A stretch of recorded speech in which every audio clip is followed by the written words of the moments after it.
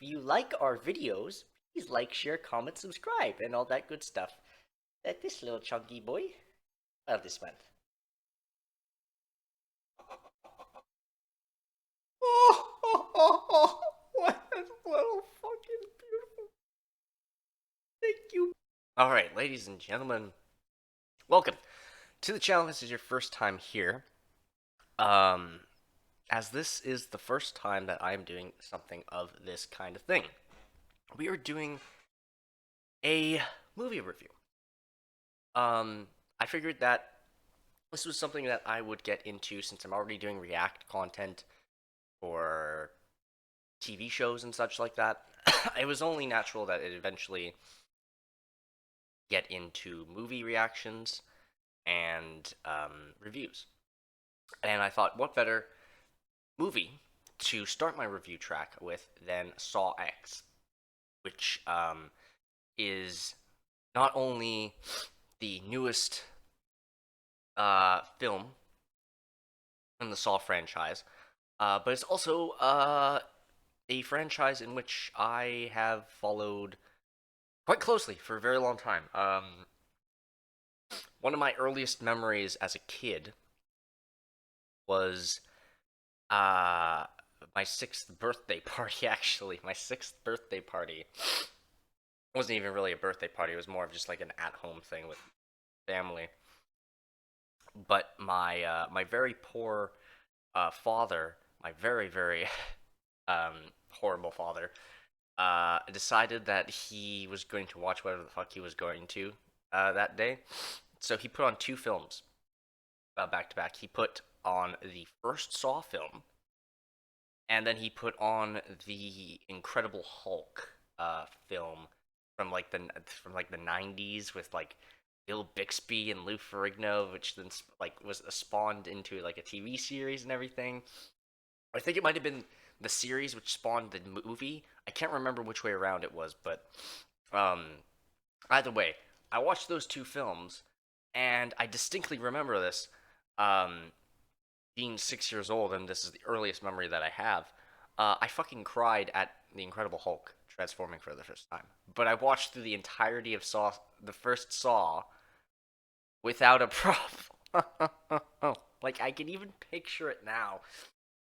I was like holding on to like a green chair, looking at like an old, like one of those old box TVs. It's a big part of my uh history, and it's a franchise that I've kept up with as such. It has been a big part of my memories, and it has been a series that I have enjoyed for the most part, for the many years that I have followed it. The newest one in the entry, Saw X, excuse me, took the idea of the Saw film, which has been done in various fashions over the 9 entries or so before this.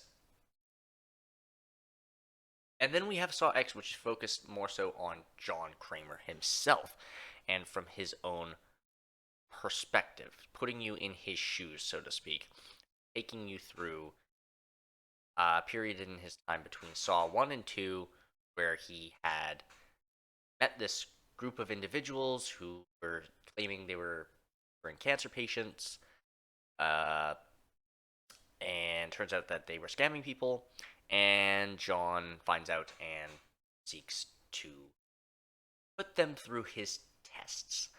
And uh, overall, I would say my impressions of the film are generally good. It was a pretty good Saw film, and it is definitely probably in the top three, contending for the top three, anyways. For me, it's Saw 2, Saw 1, and then I'd say probably 6 or this one, where I'm at for my rankings. And then just below that is Spiral from Saw, I would say. This one here had a lot of good things going for it. Had a lot of good stuff going on, had a lot of good concepts that they were trying to get across, and for the most part, they did pretty well and they succeeded in. However, there were some things that were a little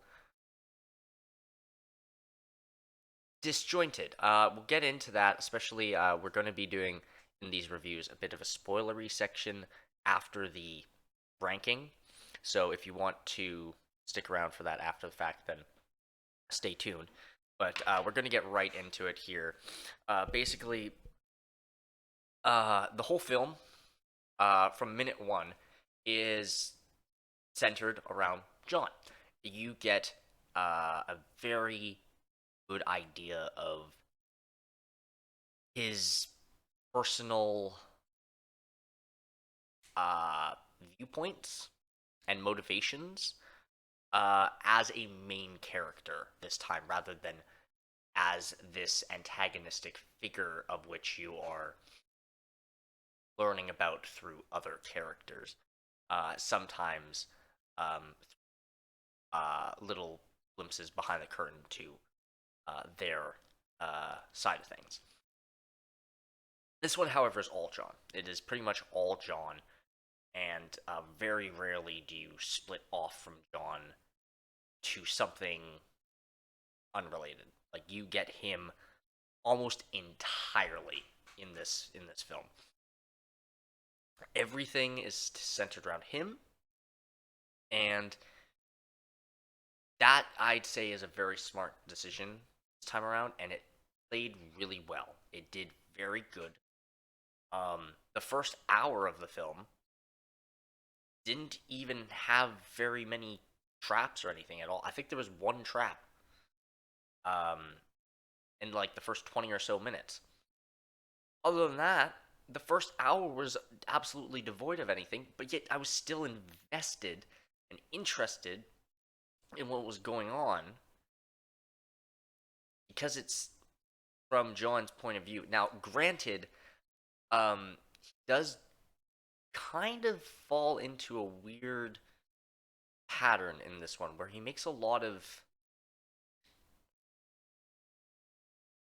mistakes. I would dare to say, or he has flaws. I would even go so far as to claim, because he jumps on this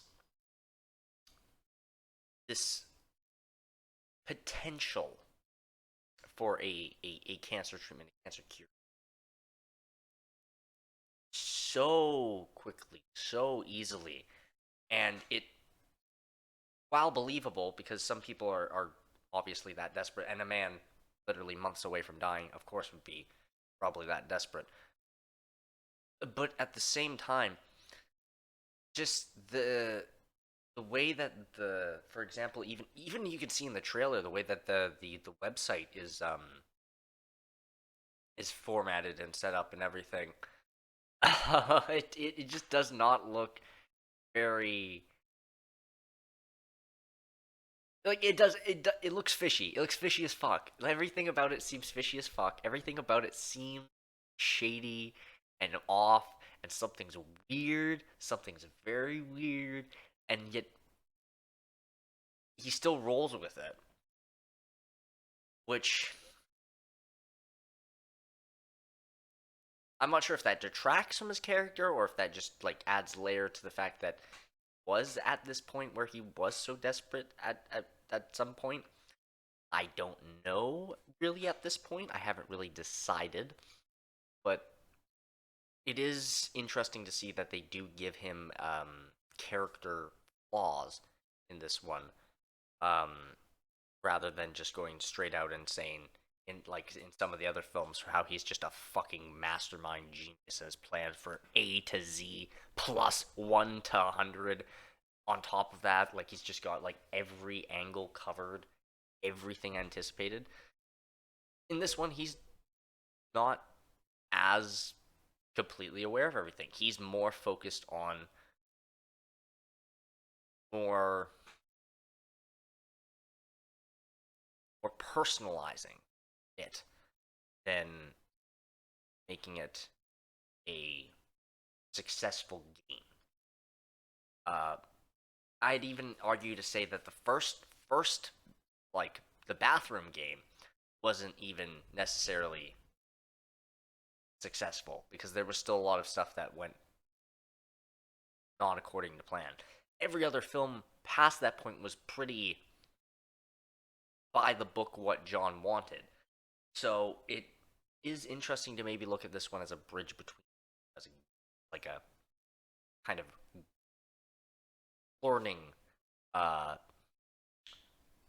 learning aspect for John as to why he needs to be prepared for everything and looking that many steps ahead in the future. It's still up in the air for me whether that's like the intention or whether that's just kind of a lucky happenstance. I don't know, but that's kind of the vibe that I'm getting at least. Uh, Overall, the performances were really good too. There's some classic Saw like cheesy moments there for acting like here and there, but that's kind of be expected. You don't get like even Spiral. He had some cheesy shit with fucking Chris Rock, like infusing some comedy into it. It was cheesy, but it kind of worked. Here, it's classic Saw cheesy, where it's just cheesy, but it's fine because it's no, it is what it is. Um, but a lot of it, for the most part, there's very few moments of that. Because for the most part, they do consistently have a pretty strong acting presence. I would say overall. The one thing that I will mention though is that I think it's Grant. I think that's his name. Uh, his character. Oh boy. Um, he derails the whole the whole fucking um yeah, Stephen Brand. Okay, yeah, I was right. Yeah, he completely derails the entire movie, in my opinion. Once he's introduced, is fine, but then when he's brought back into the plot later, that's when things get muddy, and that's when shit really starts to get messy. And I'm not going to spoil anything, but he does contribute to one of the film's two, I would say, twists. Because there are kind of two ish. And a factor of the second one as proxy because he's, you know, in the story by that point. But him being introduced into the story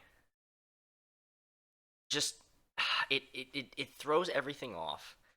And while it does contribute to one of the twists, the more I'm simmering with the twists, the more I'm like, they don't really make sense in some aspects. Because on surface level, they definitely do a lot to lay the groundwork for twists, and they do leave clues and everything. But then you start to ask some questions, and then things start to kind of go, wait a minute, why is this happening? Why is X doing Y if X could have had Y do this in the first place without doing this other thing? Like there's just so many hoops that are being jumped through that don't need to jump through. It's a little convoluted for convoluted's sake, and as a result, it's creating plot holes. It's kind of odd situation. Um, that like it's still like it was still good. It was still enjoyable in theaters, but uh, it is probably one of the lesser Saw twists. I would say it's not. not the highest. Both of them are not the highest in terms uh like gravitas kind of thing, right? Like the first one's kind of a mini twist, like it's in story twist, and then the last one's the classic like Zeps thing, that dee dee dee dee dee dee. You bring that in for the actual twist, and yeah, no, the actual twist is definitely one of the lowest ranking ones, I would say, because it's again, it's just subject to so many plot related questions that dig it deeper and deeper and deeper and creates a bigger hole. It's just it's a little bit odd. Maybe some people in the comments can clarify some questions that I'll bring up in the spoiler half that I'll blast through here in the next couple of minutes. Um, and maybe they can shed some light on that. And yeah, I'll be wrong. I don't know.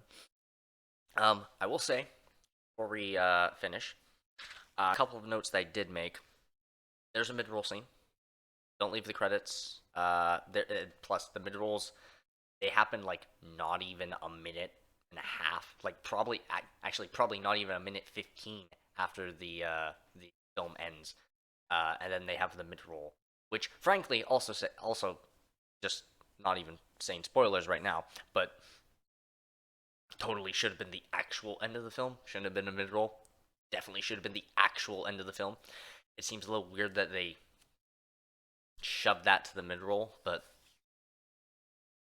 you'll see what I mean when you see it in the theaters. It's a bit of a weird one. A couple of other little notes that I made. Cecilia, the main head doctor lady, brilliant, brilliant performance by the actress.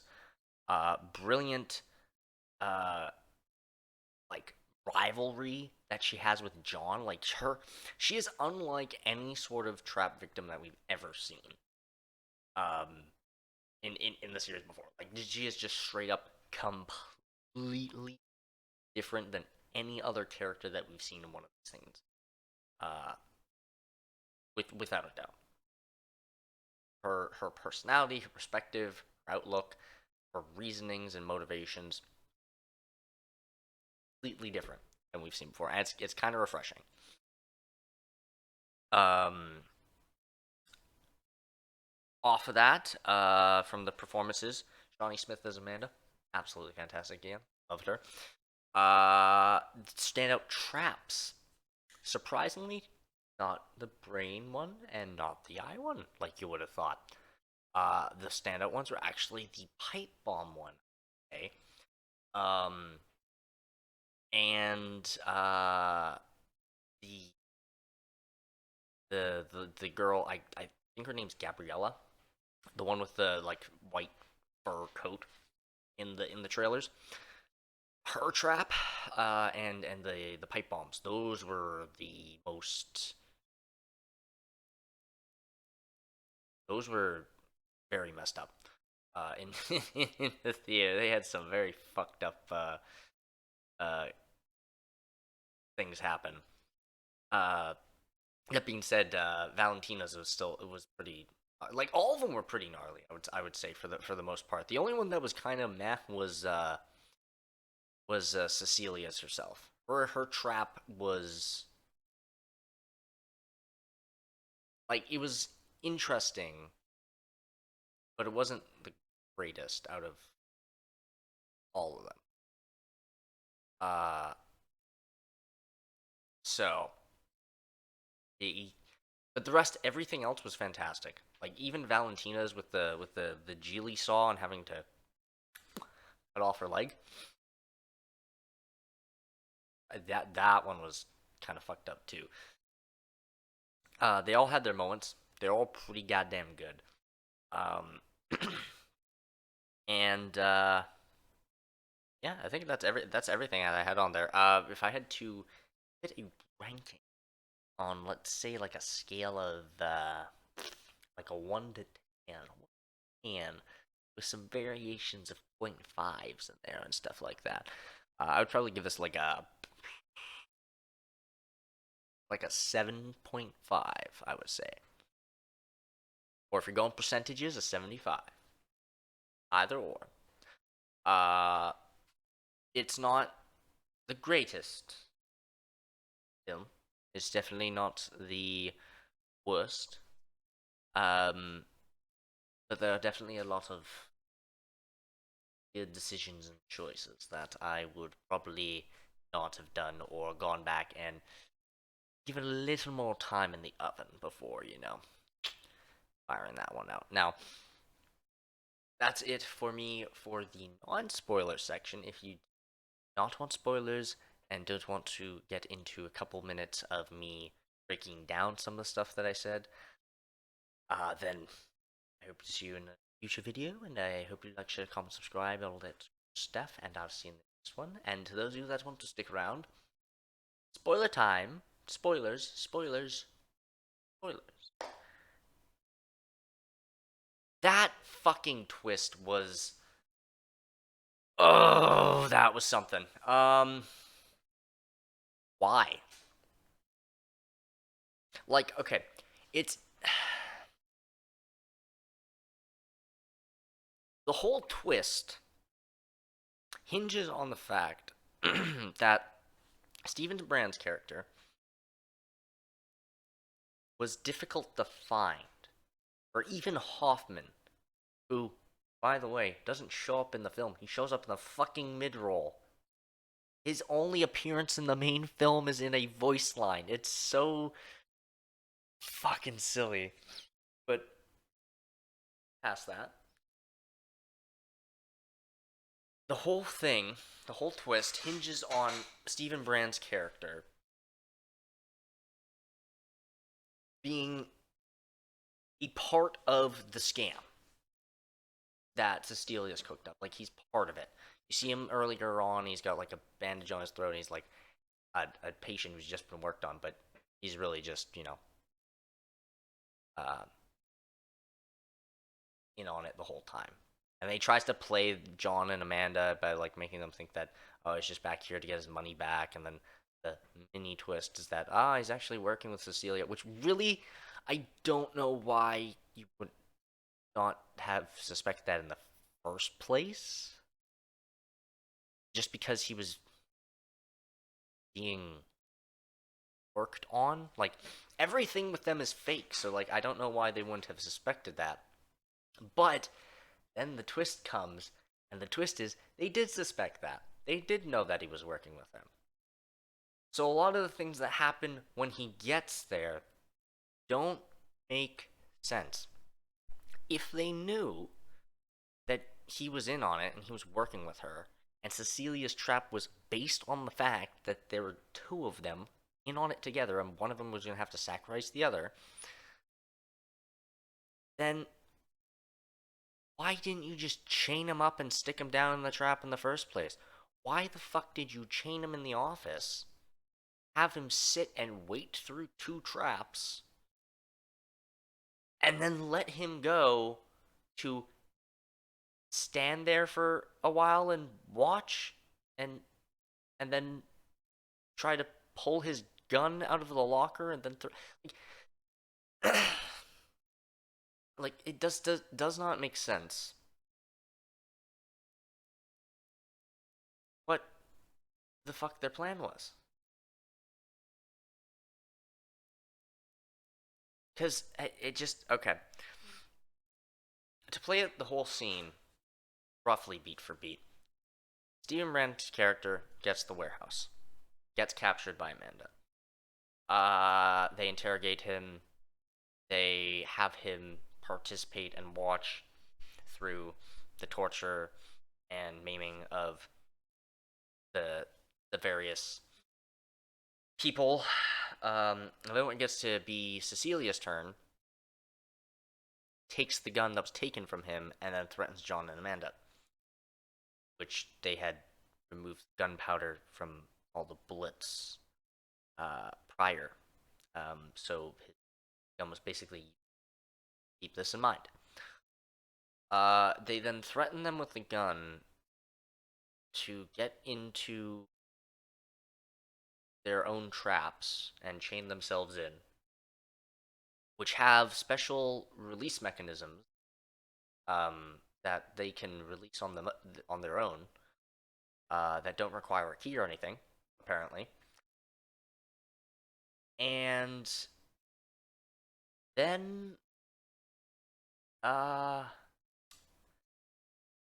then they start trying to get John put to use the trap on himself, which I think he was trying to lead up to like double crossing them there, or like revealing something there, but they really didn't need to go that far of like putting themselves in the trap to then just be like, see, do do do do. Like, that's literally just for his own headcanon of the theme playing. Like, okay, you've taken off the collar. They're gonna fire the fake gun. Okay, well now what? Like, what is their plan? I guess the only place that they could technically flee would be up into the office where they get gassed, and then that's their final trap anyways, where they have to grab the money. But then the kid from earlier in the film just randomly shows up outside the building, and Celia walks out of the building, which, may I remind you, was all the doors were completely locked to that room for the entirety, the duration of the game. She then walks out of the warehouse completely without like any issues whatsoever. Um, I guess maybe she had the keys uh, off of the key that they locked themselves into their traps with, which really doesn't make sense why they would be on the same. But whatever. And she goes and gets the kid and then straps him into the trap with John. And then they play out the trap that was meant for Brad's character and Cecilia. And then they go and get the money and then put themselves in their own trap. And then it's just it. Why did you have to go through all these extra steps? Get them into a room to gas each other out. Which, by the way, Cecilia kills Stephen Brand's character and wins the fight anyways. So,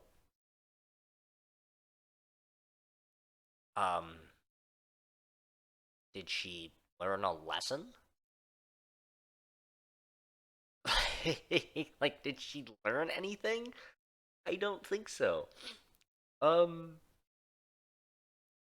it seems to me that unlike most of the traps or most of the like main games in the series, where the traps traumatize victims so much that they completely change their lives after that, Cecilia doesn't look like she's gonna change one bit. Like, she just looks like she's the same angry, evil bitch that she was at the beginning. Like, it just. Which, I mean, that's.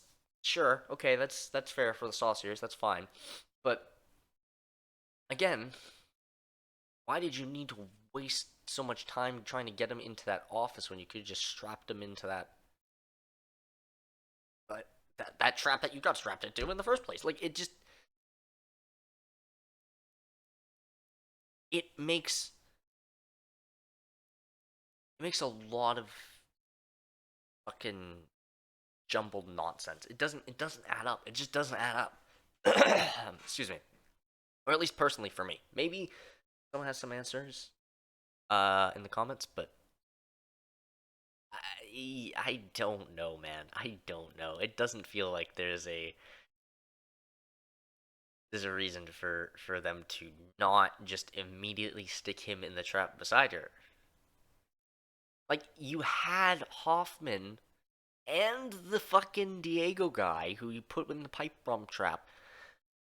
You had them both confirm that this guy works with Cecilia.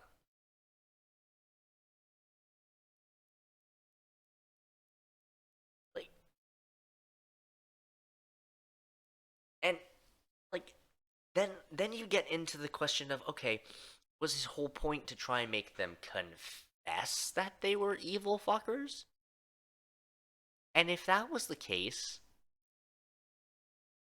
then that, that, that doesn't just like that doesn't compute. Like it doesn't make sense. Like you're making them confess to something that they basically have prolifically lied about the entire film.